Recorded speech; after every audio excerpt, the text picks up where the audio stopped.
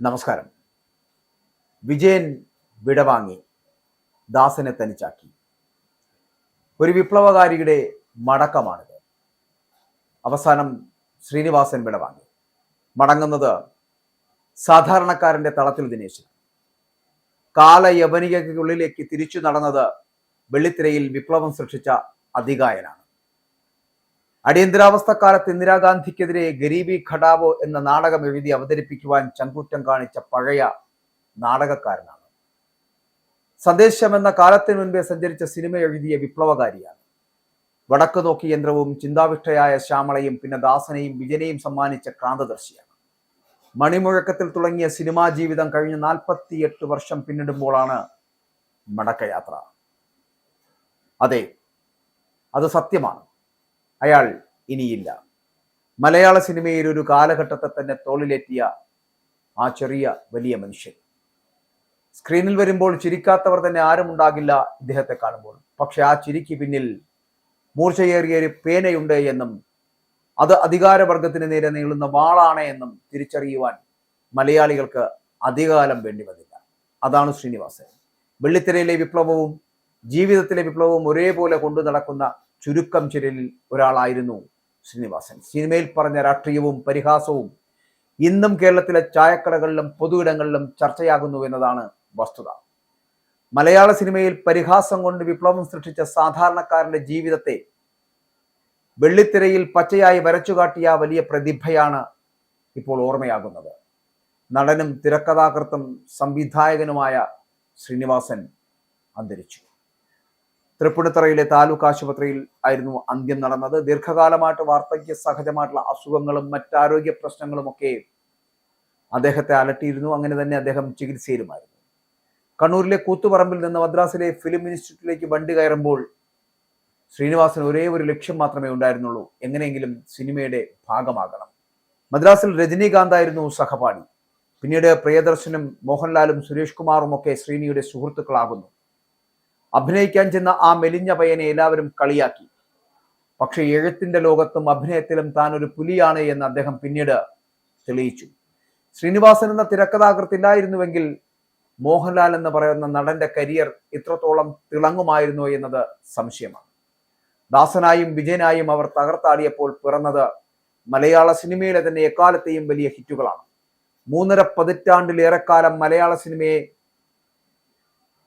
തന്റെ വിരൽത്തുമ്പിലിട്ട് നയിച്ച ആ കണ്ണൂർക്കാരൻ വിടവാങ്ങുമ്പോൾ നഷ്ടമാകുന്നത് മലയാളിയുടെ ജീവിതത്തിലെ ഏറ്റവും പ്രിയപ്പെട്ട ചിരികളെയും ചിന്തകളെയുമാണ്.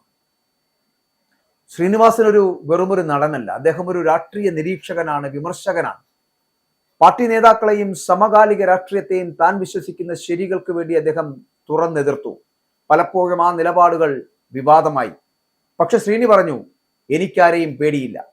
ഈ ഒരു ആത്മവിശ്വാസം തന്നെയാണ് ശ്രീനിവാസനെ മറ്റു നടന്മാരിൽ നിന്നും വ്യത്യസ്തനാക്കുന്നതും ആക്കിയതും.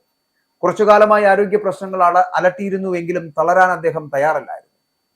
1956 ഏപ്രിൽ 6 കണ്ണൂരിലെ പാട്യത്താണ് ശ്രീനിവാസന്റെ ജനനം എന്ന് പറയുന്നത്.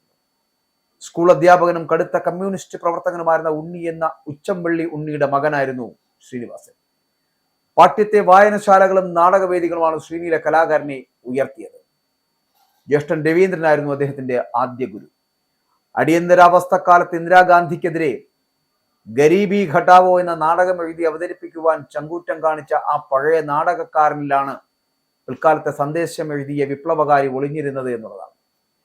മദ്രാസിലെ അടയാർ ഫിലിം ഇൻസ്റ്റിറ്റ്യൂട്ടിൽ നിന്ന് 1977 ഡിപ്ലോമ നേടിയപ്പോൾ അവിടെ തമിഴകത്തിന്റെ സൂപ്പർ സ്റ്റാർ രജനീകാന്ത് അദ്ദേഹത്തിന്റെ സീനിയർ ആയിരുന്നു.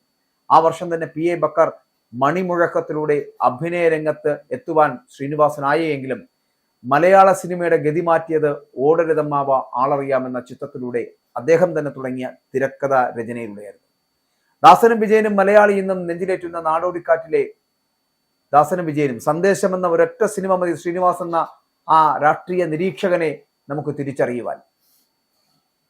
വരവേൽപ്പ്, Gandhinagar, second street, TP Balagopalan MA തുടങ്ങിയ ചിത്രങ്ങൾ മലയാളിയുടെ തൊഴിലില്ലായ്മയും പ്രവാസവും ഒക്കെ പച്ചയായിട്ട് വരച്ചു കാട്ടി എന്നുള്ളതാണ്. അഭിനയത്തിൽ മാത്രമല്ല സംവിധാനത്തിലും അദ്ദേഹം തന്റെ വ്യക്തിമുദ്ര പതിപ്പിച്ചു. വടക്കു നോക്കിയന്ത്രം, ചിന്താവിഷ്ടയായ ശ്യാമള എന്നീ 2 ചിത്രങ്ങൾ മാത്രം മതി മലയാള സിനിമയിൽ അദ്ദേഹത്തിന്റെ സ്ഥാനം അടയാളപ്പെടുത്തുവാൻ. ദേശീയ സംസ്ഥാന പുരസ്കാരങ്ങൾ ആ പ്രതിഭയ്ക്ക് മുന്നിൽ പലതവണ തലകുനിച്ചു. മക്കളായ വിനീതും ധ്യാനും ഒക്കെ സിനിമയിൽ തങ്ങളുടെ ഇടം ഉറപ്പിച്ചപ്പോഴും അച്ഛന്റെ തണലായി കൂടെ ഉണ്ടായിരുന്നു എന്നുള്ളതായിരുന്നു. മകന്റെ അച്ഛൻ എന്ന സിനിമയിൽ വിനീതിനൊപ്പം അഭിനയിച്ച ശ്രീനിവാസൻ തലമുറകൾ തമ്മിലുള്ള ബന്ധത്തിന്റെ മനോഹരമായിട്ടുള്ള ഒരു ഉദാഹരണമാണ് എന്നുള്ള കാര്യത്തിൽ സംശയമില്ല. താങ്ങായും തണലായും അവരോടൊപ്പം വിമല എന്ന് പറയപ്പെടുന്ന അദ്ദേഹത്തിന്റെ ഭാര്യയും കൂടെ ഉണ്ടായിരുന്നു. പക്ഷേ ഈ അവസാനത്തെ യാത്ര പറച്ചിലിൽ ആരോടും ഒന്നും പറയാതെ പരിഭവങ്ങളും പരാതികളും ബാക്കി വെച്ച് ആ വിപ്ലവകാരി മടങ്ങിയിരിക്കുന്നു. ശ്രീനിവാസന് ആദരാഞ്ജലി.